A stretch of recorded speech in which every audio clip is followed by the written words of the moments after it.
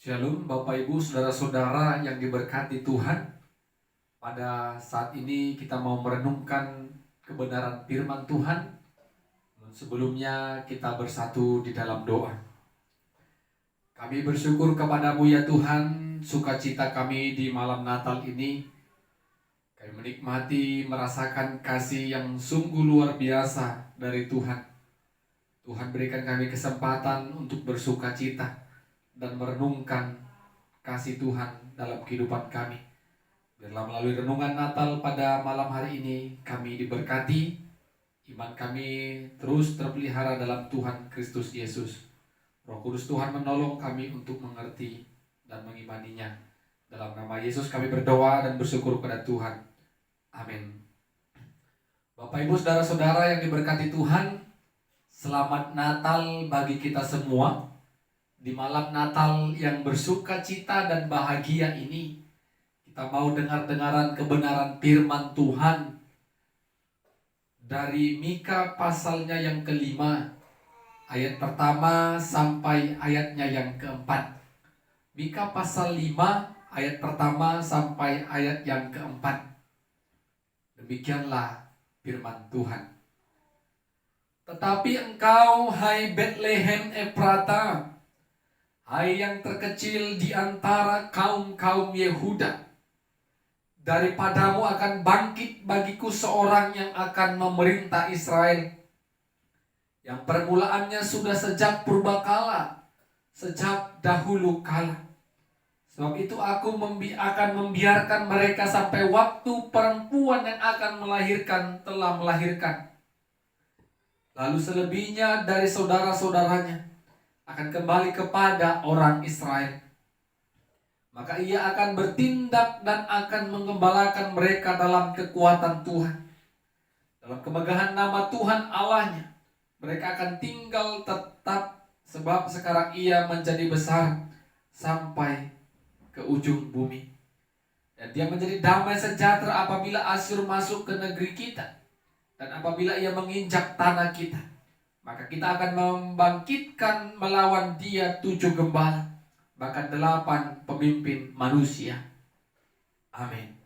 Saudara-saudara, Bapak Ibu yang diberkati Tuhan, di malam Natal sukacita ini kita mau merenungkan kebenaran firman Tuhan dengan tema Raja Damai telah lahir. Raja Damai telah lahir. Saudara-saudara, tentu semua orang Kristen, mulai dari anak-anak, remaja, dewasa, orang tua, pada malam hari ini tentu sangatlah bersukacita. Apalagi dapat beribadah, dapat menikmati berkat Tuhan bersama dengan sanak saudara dan keluarga besar. Semua orang bersukacita dengan segala berkat yang Tuhan berikan, boleh kita perlihatkan melalui keindahan, kemewahan yang ada dalam kehidupan kita. Semua kita bersukacita. Tentu kami percaya bukan hanya malam Natal ini saja kita mengadakan perayaan kegiatan Natal. Di hari-hari sebelumnya tentu kita sudah merayakan perayaan-perayaan Natal. Dalam setiap kegiatan-kegiatan apapun, baik itu di pekerjaan, baik itu di kelompok-kelompok persekutuan lain, di persekutuan marga, dan apapun itu namanya, tentu sudah banyak kita yang merayakan perayaan Natal. Tetapi pada dasarnya kita harus mengimani, harus merenungkan makna Natal yang sesungguhnya. Janganlah kita abaikan dalam kehidupan kita. Di dalam setiap perayaan-perayaan Natal kita jangan terlena dengan kemewahan, keindahan, hiasan-hiasan Natal, seragam-seragam yang mewah dan sangat-sangat cantik. Tetapi makna Natal kita kesampingkan. bayi Kristus Yesus yang lahir itu adalah bukti kasih Allah sebagai Raja damai yang mendamaikan umat manusia, yang mendamaikan kita dengan Allah. Yang sebelumnya kita tidak memiliki hubungan dengan baik dengan Tuhan. Tetapi melalui Kristus Yesus sebagai Raja damai yang telah lahir, kita telah diperdamaikan dengan Tuhan. Bapak, Ibu, saudara-saudara, nubuat Nabi Mika yang kita baca tadi. Nabi Mika memperlihatkan bagaimana kedaulatan Allah, memperlihatkan sesungguhnya Yesus Kristus, Raja damai, Mesias itu akan lahir dari kota Betlehem. Kota yang kecil, yang mungkin tidak pernah dibayangkan oleh orang-orang banyak. Biasanya pembesar-pembesar itu, raja dan orang-orang hebat itu, pemimpin-pemimpin itu akan muncul, akan lahir dari kota-kota besar. Tetapi Yesus memperlihatkan bagaimana kota Betlehem akan dipakai sebagai tempat kelahiran Kristus Yesus, yang dianggap sebagai kota kecil. Kita lihat bagaimana orang-orang Majus, kalau kita baca dalam Matius pasal 2, mereka datang ke kota Yerusalem. Mereka bertanya kepada mereka, di mana raja orang Yahudi itu lahir. Semua penduduk Yerusalem, termasuk Raja Herodes, gempar dan ketakutan. Tidak ada di Yerusalem ini. Sehingga Herodes bertanya kepada para imam kepala dan ahli-ahli Taurat. Dan mereka mengatakan nubuat Mika yang sedang kita renungkan tadi. Nabi-nabi mengatakan yang akan lahir itu ada di kota Betlehem. Kota yang kecil. Tetapi dari sanalah Yesus mau hadir. Dari sanalah Allah mau melangsungkan misinya, kedatangan Kristus untuk menyelamatkan umat manusia. Yesus lahir di kota Betlehem yang tidak memiliki nama yang begitu besar dengan kota-kota lainnya.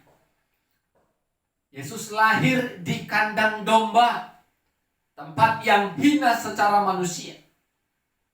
Yesus lahir tidak di dalam kemewahan dan keindahan, tetapi Yesus lahir di dalam kesederhanaan. Raja damai itu lahir di tengah-tengah kesederhanaan, di kota yang sangat kecil. Di sanalah dia lahir. Bapak, Ibu, saudara-saudara, kalau ini kita lihat kota yang kecil, daerah yang kecil dipakai Tuhan untuk melaksanakan misinya. Terkadang kita juga merasa aku orang kecil, aku lahir dari keluarga yang tidak punya nama baik, aku orang keluarga yang sangat-sangat tidak terpandang, garis keturunan tidak ada pemimpin-pemimpin. Tetapi jangan kecil hati. Ketika Tuhan memang izinkan kita untuk menjadi orang yang berkualitas, orang yang bermanfaat, maka Tuhan tidak akan menghalang-halangi kita untuk mencapainya. Tuhan akan memberikan jalan yang terbaik ketika memang sudah waktu dan saatnya kita mencapai apa yang kita gumulkan di dalam Tuhan. Jangan merasa kecil hati. Walaupun kita kecil, tetapi kalau ada kesungguhan hati, walaupun kita kurang terpandang, kalau ada kesungguhan hati, maka semua orang akan melihat ada kasih Tuhan di dalam kehidupan kita. Bapak, Ibu, saudara-saudara, kelahiran Kristus Yesus mengubah ketakutan menjadi sukacita. Kelahiran Kristus Yesus mengubah kita yang tadi kita tidak punya arah, Tapi kelahirannya membuat kita mempunyai sosok gembala yang akan menuntun kita dan mengarahkan kita ke dalam terang Tuhan. Yesus Kristus sebagai Raja Damai telah membuat kita berdamai. Yang tadinya kita bermusuhan dengan Tuhan karena dosa, tetapi kedatangannya sebagai Raja Damai membuat kita memiliki hubungan yang baik dengan Tuhan. Jadi Bapak Ibu Saudara-saudara, ketika kita sudah merasakan Raja Damai itu telah lahir dalam kehidupan kita, apa yang mau kita lakukan? Ketika Raja Damai itu telah lahir, apa yang harus kita kerjakan? Kita harus berani, kita harus percaya Yesus Kristus yang lahir di kota Bethlehem, yang lahir di tempat yang hina itu adalah Tuhan dan Juru Selamatku yang hidup. Aku bersuka cita karena kasih Tuhan masih senantiasa boleh kami rasakan dalam kehidupan kami. Jangan pernah abaikan Raja Damai yang lahir ini. Kita memprioritaskan keindahan dunia, kemewahan dunia. Jangan kecil hati. Yang kita miliki tidak sebanding dengan mereka yang mempunyai berkat yang lebih. Apa yang Tuhan izinkan kita terima pada tahun ini, pada saat ini, itu kita syukuri.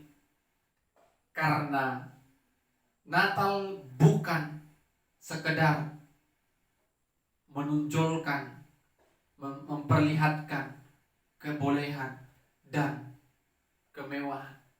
Tapi Natal sesungguhnya hati kita yang paling dalam menikmati Raja Damai itu. Damai di hati kita masing-masing. Yesus yang lahir itu boleh senantiasa tetap tinggal dalam hati kita.